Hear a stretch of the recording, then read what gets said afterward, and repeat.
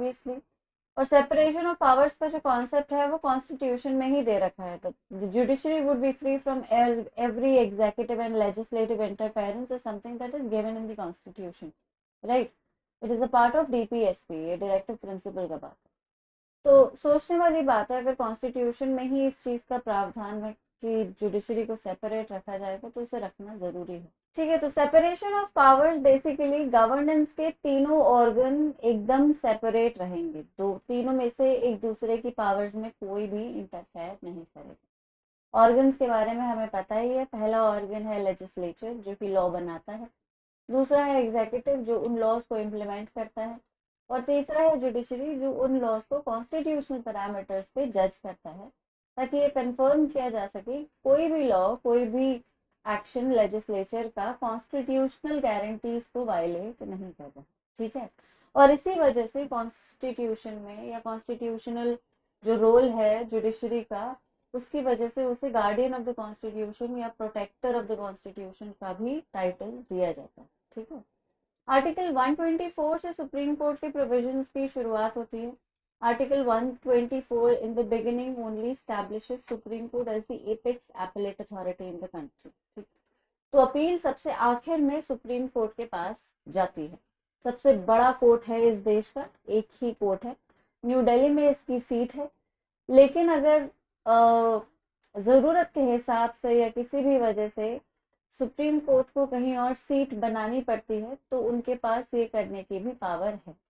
जैसे कई कई कोर्ट्स में ऐसा देखा गया है, even high courts for that matter, who can have an established seat at a particular place and they can have a bench at another place.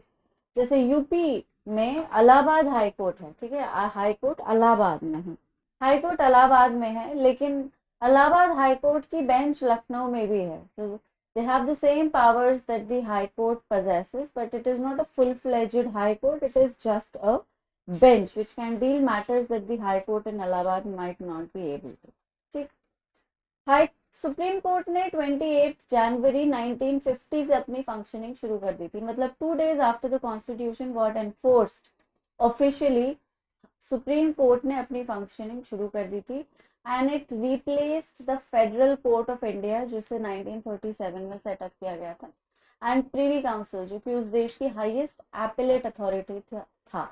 इन दोनों को रिप्लेस करके एक सिंगल कोर्ट बनाया गया जिसे हम सुप्रीम कोर्ट कहते हैं।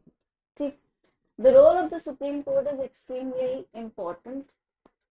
जैसे जैसे हम आगे बढ़े हैं हमने इस चीज को डिस्कस ही किया है। Supreme court is the protector of the constitution. Protector of the constitution का मतलब है कि लेजिस्लेचर कई बार अपने पॉलिसीज में, लेजिस्लेटिव एक्शंस में थोड़ा सा केयरलेस हो सकता है या फिर सोशल रिफॉर्म्स को फिर इंडिविजुअल फ्रीडम की कॉस्ट पे ला सकता है। तो इन लॉज को कॉन्स्टिट्यूशनल गारंटी के साथ बैलेंस करना सुप्रीम कोर्ट का काम है। लेजिस्लेचर के एक्शन को कॉन्स्टिट्यूशन के दायरे में रखना जुडिशरी का काम है। तो लेजिस्लेचर ये याद रखे कि पावर सारी की सारी कॉन्स्टिट्यूशन से ही आती है, और उस पावर देने वाले सोर्स को ही अगर आप डाइग्रेस कर जाते हैं, ट्रैप बिल्कुल आगे बढ़ जाते हैं, उसके पीछे छोड़ देते हैं उसे, तो ये नहीं आप अलाउ कर सकते। So the fact that the legislature stay with in the bounds is something that the Supreme Court or this judiciary ensures by protecting the constitution. इससे checks and balance की situation बनी रहती है, so that the organs are always aware of the fact कि उनकी power absolute नहीं है, it can be stopped if it in any manner crosses the boundary of constitution. अब ये जो गारंटी है या ये जो प्रोटेक्शन है ये सिर्फ लेजिस्लेटिव एक्शंस पर अप्लाई नहीं करती, एग्जीक्यूटिव एक्शंस में भी ये पावर अप्लाई करती है। अगर एग्जीक्यूटिव अपनी ड्यूटी को प्रॉपरली फुलफिल नहीं करता है या फिर एग्जीक्यूटिव अपने किसी एक्शन से किसी कॉन्स्टिट्यूशनल गारंटी को वायलेट कर देता है तो भी सुप्रीम कोर्ट इंटरफेयर कर सकता है, उनको उनकी ड्यूटी फुलफिल करने के लिए कंपेल कर सकता है by the rate of mandamus, मैंने बताया भी था। अगर वो कॉन्स्टिट्यूशनल बाउंड्स को एक्सीड कर रहे हैं, ट्रांसग्रेस कर रहे हैं, तो उनको रोक भी सकता है। ठीक है, the entire agenda or the entire structure of Supreme Court is set behind the principle कि कॉन्स्टिट्यूशन किसी भी तरह से वायलेट नहीं होना चाहिए, कोई भी एक्शन ऐसा नहीं होना चाहिए जो कॉन्स्टिट्यूशन के बाउंड्स को छोड़ के आगे बढ़ जाए। Got it? दूसरा है गार्डियन ऑफ फंडामेंटल राइट्स। सोचने वाली बात है द फैक्ट कि ये जो गारंटीज है जो हमें कॉन्स्टिट्यूशन ने दे रखे हैं पार्ट 3 में, they are not just artificial guarantees, they're meaningful rights which we can enforce because they are our fundamental rights, ये हमारे मौलिक अधिकार हैं। इस देश का नागरिक होने के नाते हमारे पास कुछ बेसिक राइट्स हैं जिनको गवर्नमेंट को हमें देना ही पड़ेगा, जो लॉ हमें देगा ही देगा। और लॉ ना ही सिर्फ उन राइट्स को देगा, उनके वायलेशन होने पर हमारी मदद भी करेगा और प्रॉपर सोल्यूशन भी ऑफर करेगा। ठीक है, तो ये पूरा का पूरा प्रोसेस चलता रहे, वायलेशन होने के बाद एक प्रॉपर रिड्रेसल दिया जा सके, आदमी को रेमेडी दी जा सके, वायलेशन को होने से पहले रोका जा सके, या अगर वायलेशन हो गया है तो उसे रोका जा सके, ठीक है, उसे स्टॉप किया जा सके, so that it doesn't further violate anybody else's rights, is also something that Supreme Court ensures. So it is also called the guardian of fundamental rights. दूसरा, ensuring rule of law।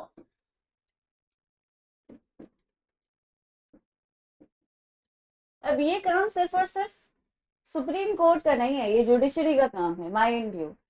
Guardian of fundamental rights definitely supreme court को title दिया गया है, लेकिन इस fundamental rights को guard करने का काम हाई कोर्ट भी करता है। सिमिलरली कॉन्स्टिट्यूशन के बाउंड्स को प्रोटेक्ट करने का काम हाई कोर्ट भी करता है। मतलब अगर स्टेट लेवल पे कोई वायलेशन हुआ है तो हाई कोर्ट उसे एड्रेस करेगा, और हाई कोर्ट भी तलवार चला के उस लॉ को एकदम काट सकता है कि नहीं नहीं ये नहीं चलेगा, बिल्कुल तो वायलेट कर रहा है। ठीक है, high court also has the power to do it, to protect the constitution, to guard the fundamental rights, make sure that the legislative action or the executive action in no way is trying to violate the constitutional guarantees. तो court का काम है rule of law को ensure करना। Rule of law हमने पढ़ा हुआ, ठीक है। रूल ऑफ लॉ का मतलब है लॉ हर किसी पे वैसा ही अप्लाई होगा जैसा कि लॉ मेकर्स ने बनाया है। So the fact that law does not create any kind of special privilege for anyone is one of the components of rule of law. It applies on everyone uniformly, ठीक है। तो जो law बना हुआ है वो चाहे अमीर हो, गरीब हो, ऊपर हो, नीचे हो, बच्चा हो, बूढ़ा हो, स्त्री हो, पुरुष हो, जो भी है उस पे वही लॉ लगेगा जो कि लेजिस्लेचर ने बनाया हुआ है। तो that is what judiciary ensures कि रूल ऑफ लॉ सलामत रहे। चौथा है रिजॉल्विंग डिस्प्यूट्स। अब ये तो जुडिशरी का खैर काम है ही। डिस्प्यूट्स को रिजॉल्व करना is another major function, primary function of judiciary. अब ये जो यूनियन जुडिशरी है, मतलब हाई जुडिशरी, सुप्रीम या हाई कोर्ट, ये लोअर लेवल के डिस्प्यूट्स को एड्रेस नहीं करती। इनफैक्ट सुप्रीम कोर्ट डिस्प्यूट्स को एड्रेस करता ही नहीं है जब तक कि वो अपील में उस तक ना पहुंचे। स्टेजेस होती हैं केसेस की, ठीक है। तो फर्स्ट इंस्टेंस का कोर्ट होता है, मतलब जब केस की लड़ाई शुरू होगी, जब तुम शिकायत करोगे तो शिकायत करोगे, फिर शिकायत के बाद कुछ जांच पड़ताल होगी। डिस्प्यूट्स को रिजॉल्व करने का जो प्राइमरी फंक्शन है जुडिशरी का, वो डिपेंड करता है कि हम किस जुडिशरी की बात कर रहे हैं। जैसे अगर केस की शुरुआत हो रही है, जैसे आपने कंप्लेन की, सिविल कंप्लेन की, तो सिविल कंप्लेन के कुछ प्रोसेस है, आप केस को इंस्टीट्यूट करते हो, लेकिन इन्वेस्टिगेशन नहीं होता है। केस इंस्टीट्यूशन के बाद कुछ फॉर्मेलिटीज होती हैं जो करनी पड़ती हैं। एक प्लेंट जाती है, फिर प्लेंट के खिलाफ एक जवाब आता है, फिर उसके बाद कहीं कोर्ट में प्रोसीडिंग शुरू होती है। तो वो पहला कोर्ट जहाँ पे प्रोसीडिंग्स इनिशिएट होती हैं उसे कोर्ट ऑफ फर्स्ट इंस्टेंस कहते हैं, ठीक है, लीगल टर्म्स में। तो जनरली जो लोअर कोर्ट्स होते हैं सिविल केसेस में सिविल कोर्ट्स, और क्रिमिनल केसेस में ट्रायल कोर्ट्स, ये कोर्ट्स ऑफ फर्स्ट इंस्टेंसेस होते हैं जहाँ पे ट्रायल पहली बार हुआ, क्योंकि ट्रायल कोर्ट में ही होता है। आगे एपेलेट कोर्ट्स में, हाई कोर्ट में या सुप्रीम कोर्ट में ट्रायल नहीं होता, उसमें अपील होती है, ट्रायल हो चुका होता है। ठीक, तो ये कोर्ट्स ऑफ फर्स्ट इंस्टेंसेस हैं। अब सुप्रीम कोर्ट और high court court of first instances नहीं है, मतलब कोई भी ऐसा मामला नहीं है जो पहली बार हाई कोर्ट में या सुप्रीम कोर्ट में ही दर्ज हो। उसकी शुरुआत इन्हीं दो कोर्ट से। ऐसा जनरली नहीं है, मतलब यूजुअल मैटर्स जो होते हैं, हमारे आपके मैटर्स या हमारे आपके बीच में होने वाले मैटर्स, वो इन एपेलेट कोर्ट्स में सीधा नहीं जाता। लेकिन अब इन कोर्ट्स पे कोई मामला सीधा जा ही नहीं सकता, ऐसा भी नहीं है, ठीक है, पढ़ेंगे हम आगे। तो डिस्प्यूट को रिजॉल्व करना is another one of the major function. और पांचवा है judicial activism. Judicial activism is basically the activeness of judiciary. Laws को इंटरप्रेट करना एक काम है, ठीक है, कॉन्स्टिट्यूशन को प्रोटेक्ट करना, लॉज को इंटरप्रेट करना, लेकिन फिर उस लॉ को जो कि वायलेट कर रहा है कॉन्स्टिट्यूशन को, उसे स्ट्राइक डाउन कर देना, किसी अमेंडमेंट को, गवर्नमेंट के किसी एक्शन को ओपनली क्रिटिसाइज करके उसे स्ट्राइक डाउन कर देना, जुडिशियल एक्टिविज्म। ठीक है, कोई ऐसी डॉक्ट्रिन निकालना, कोई ऐसा बैलेंस निकालना जिससे सबके साथ न्याय हो सके, जुडिशियल एक्टिविज्म है। जैसे मैंने आपसे कहा doctrine of harmonious construction constitution में नहीं दे रखा, इसे जुडिशरी ने खुद ही कॉइन किया। मेरी बात समझ आ रही है? इस तरह से बहुत सारे डॉक्ट्रिन है। डॉक्ट्रिन ऑफ प्रोस्पेक्टिव रूलिंग, मतलब हमने जो केस का जो फैसला दिया है वो हमारे केस के बाद होने वाले इंस्टेंसेस पे लागू होगा, हमसे पहले जो होगा इंस्टेंसेस उन पे ये कानून लागू नहीं किया जाएगा। जैसे बेसिक स्ट्रक्चर का doctrine, doctrine of prospective ruling, मतलब बेसिक स्ट्रक्चर का केस हुआ 1973 में, 1973 में जजमेंट आया केशवानंद भारती का, तो 1973 के जजमेंट के बाद बेसिक स्ट्रक्चर के अकॉर्डिंग लॉज को डिटरमाइन किया जाएगा, उससे पहले नहीं किया जाएगा। This is what doctrine of prospective overruling is. Now, this is again something that judiciary had to create. Absolute liability के concept को judiciary ने create किया। तो बेसिकली अपने विजडम को यूज करके कंप्लीट जस्टिस करने के लिए, पूर्णतः न्याय करने के लिए जुडिशरी कई बार इन्वेंट करती है चीजों को, लीगल कॉन्सेप्ट्स को, लीगल प्रिंसिपल्स को, लॉ को डेवलप करती है, नए तरह से इंटरप्रेट करती है। जैसे इंटरनेट आज की दुनिया में प्राइमरी है, उसके बिना जिया नहीं जा सकता। अगर इंटरनेट ना हो तो तुम मुझसे कैसे पढ़ोगे? मेरी बात समझ रहे हो? इंटरनेट इस कदर जरूरी है इस वक्त, एक आदमी की डिग्निटी, मतलब डिग्निफाइड लाइफ में इंटरनेट का बहुत बड़ा रोल है, तो उसे फंडामेंटल राइट में ऐड करना जरूरी हो गया। अब ये एक डायनामिज्म है, कॉन्स्टिट्यूशन को या आर्टिकल 21 को इस तरह से इंटरप्रेट किया जा रहा है, उसको इस तरह से सोसाइटी में रखा जा रहा है या सोसाइटी में उसको इनकॉर्पोरेट किया जा रहा है कि भाई सोसाइटल नीड्स को हर एरा में, हर डेकेड में एड्रेस किया जा सके।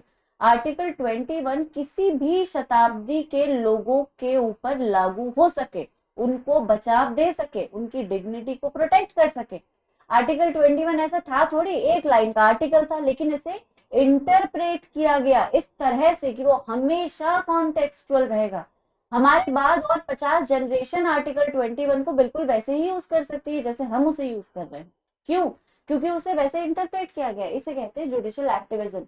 जब जुडिशरी अपने विजडम को, अपने एक्सपीरियंस को यूज करके लॉ को इंटरप्रेट करती है, डायनामिकली इंटरप्रेट करती है, लीगल प्रिंसिपल्स को क्रिएट करती है, इवॉल्व करती है लॉज को, थॉट प्रोसेसेस को, right, so that society can become a better place. ठीक है, तो जुडिशियल एक्टिविज्म को कर्व करने की बहुत बार कोशिश की गई है, क्योंकि ये बहुत बड़ी पावर है, सोचने वाली बात है, पावर तो बड़ी है ही। जुडिशियल एक्टिविज्म के जरिए जुडिशरी ने कभी भी गवर्नमेंट को खुद पर हावी नहीं होने दिया, मेजरली। सोचने वाली बात है, पीपल आर सब्जेक्टेड, पर जुडिशरी अगर अपनी पावर को एक्चुअली एक्सरसाइज करे जिस तरह से उसे दिया हुआ है कॉन्स्टिट्यूशन में, and you know completely forget the fact कि भाई इन्फ्लुएंस हमें कोई कर ही नहीं सकता, तो वो बहुत स्ट्रॉन्ग ऑर्गन है, बेहद स्ट्रॉन्ग ऑर्गन है, बिल्कुल रियल एग्जीक्यूटिव जितना स्ट्रॉन्ग है उतनी ही हायर जुडिशरी स्ट्रॉन्ग है।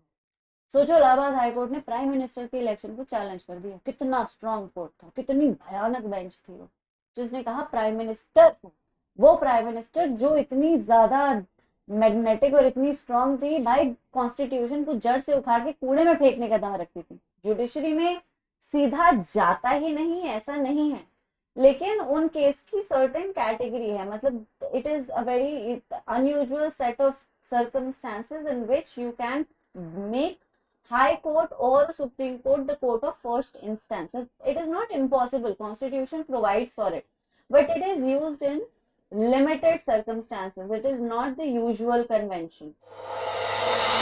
अब एग्जाम की तैयारी को और बेहतर करने के लिए हमारे चैनल को लाइक, शेयर और सब्सक्राइब करना ना भूलें।